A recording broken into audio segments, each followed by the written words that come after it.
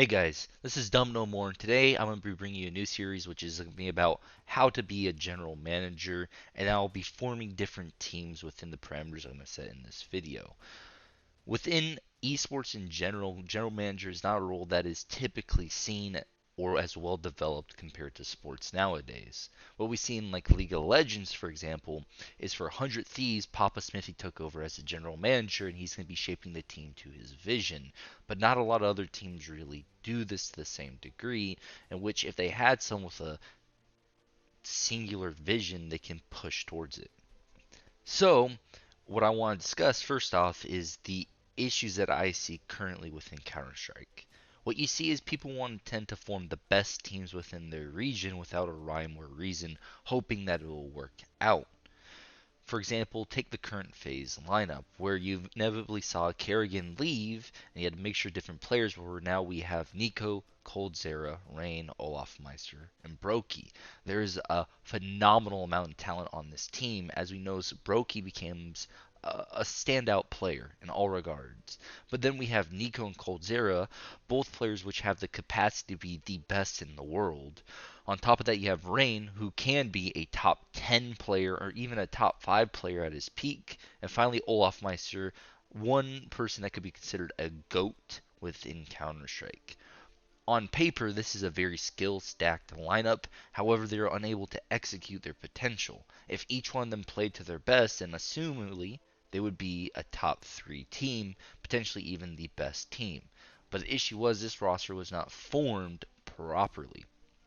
Now, what do I mean by being formed properly? Well, there's two aspects you have to look at. First is team cohesion, and the second is going to be team personality, which could be lumped in with team cohesion. But what do I mean by team cohesion specifically? I mean how players all balance each other.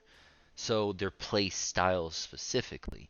Now, this can be different between GM to GM. Some might want to have a pure aggressive lineup, some want more of a tactical passive lineup where each one listens to every command, or maybe you have four players listening to the commands and one player that's a loose cannon. Either way, there has to be some lineup that has a philosophy behind it. The other part is when you look at people with their own personality clashes. Let's look at the French scene, for example. The biggest issue with the French scene is that there's a lot of melodrama happening. You would have certain players not wanting to play together, like MBK in Existence, or Shocks with NBK, or whatever the variation may or may not be.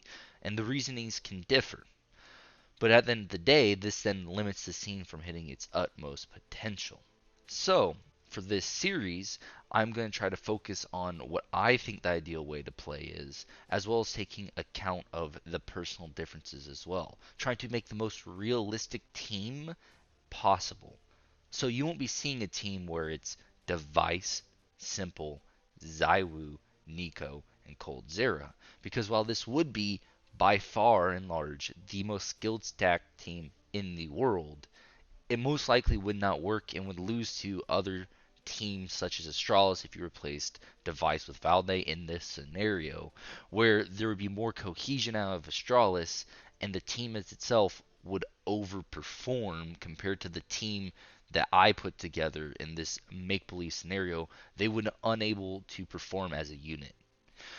So it is going to be taking these elements all together, trying to make the cohesive unit to work out. So again, I will be looking at how players all work together in a style that I think works and make sure the personalities all fit. So to end it, what type of style do I think works best? Because right now what you have is two spectrums. You have a super aggressive, free flowing type deal where players are able to do what they want and they're able to be very free flowing. It's very aim based. This could be more along the lines of a Liquid, right? Or even a Kerrigan esque team where they don't have as much structure in comparison to Astralis or any existence led teams or MSL. What you have is a tactical base versus a free flowing base. And really, it's more on the scale of a grid where you have aggression and being passive, and then you have tactical and you have free flowing, because you can have a free flowing team that is hyper aggressive or a free flowing team that is super passive. And same thing, you can have a very tactical team that's consistently pushing and ending rounds within 30 to 40 seconds, or you can have a team like old school Navi led under Zeus where they're always getting on the bomb site within the last 10 to 20 seconds. So for me, the way that I want to form my teams are going to be something completely different in terms of I want there to be a set amount of freedom for individual players to do what they want, all while still having a structure. So I will value players such as Kerrigan to lead my team more often than not than over a MSL or an existence. And while these players do have their merit and with the right players can have the best teams, like existence has shown and MSL have shown, I'm just saying what I value more. So that is my lens when I'm going into it. A team with the ability to have freedom but have tactics to fall back on.